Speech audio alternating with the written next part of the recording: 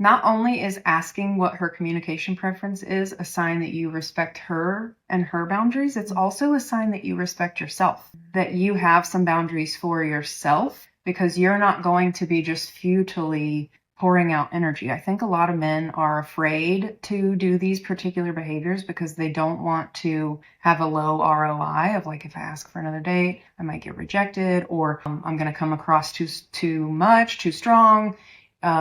There is a little practice, but we're just literally teeing you up with, you can ask a question and it is a huge sign of self-respect. I respect my energy enough that I want to know, like, what you would like. I'm not going to just be guessing, because we're getting too old to just keep guessing. Sometimes you do know things about yourself and sometimes you don't. Sometimes you are actually guessing. But that being said, if you are wanting to really consciously create a connection, you probably have done a little reflection work of what worked for me in the past. You know, what did I like communication wise? What felt really reassuring to me as the feminine? What felt really reassuring to me of what opens my heart, my body, my mind? Like, what do I need to have in place in order to continue unfolding in this connection?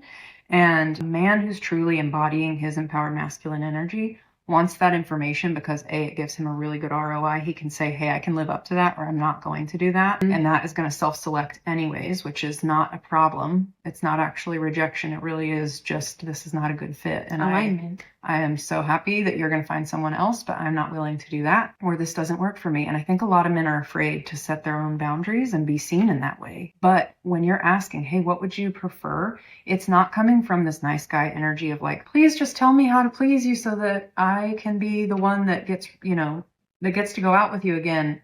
I don't want you to hear this and think that you're going to be this like simp energy. I think a lot of men really turned off by the idea of doing these particular behaviors because they're calling it simp energy, but it is the most self-respecting energy for a man to embody, because you are conserving your effort to direct it however you need to direct it. Brilliant. What an excellent reframe.